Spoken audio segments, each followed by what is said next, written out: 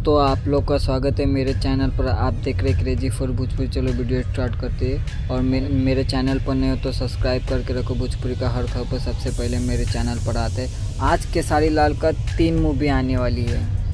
YouTube पर 2 movie आने वाली है और टीवी पर 1 मूवी आने वाली है।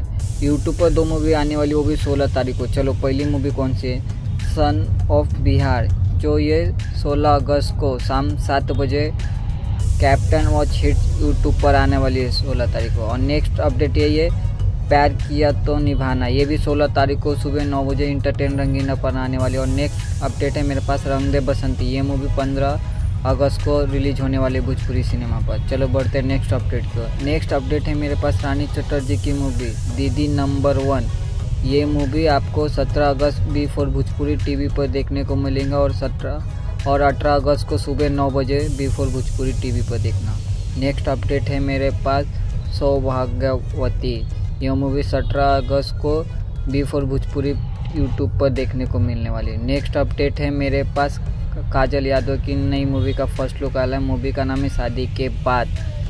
नेक्स्ट अपडेट है मेरे पास भैया मेरे राखी के बंधन को निभाना, इसका एक सॉन्ग रिलीज होने वाला है आज। नेक्स्ट अपडेट है मेरे पास समर सिंह का सॉन्ग तकियावा ए राम, ये सॉन्ग आज सुबह रिलीज होने वाला है 6 बजे। नेक्स्ट ऐसे ही अपडेट पाने के लिए मेरे चैनल को सब्सक्राइब करके रखो। मिलता है नए वीडियो में, धन्यवाद।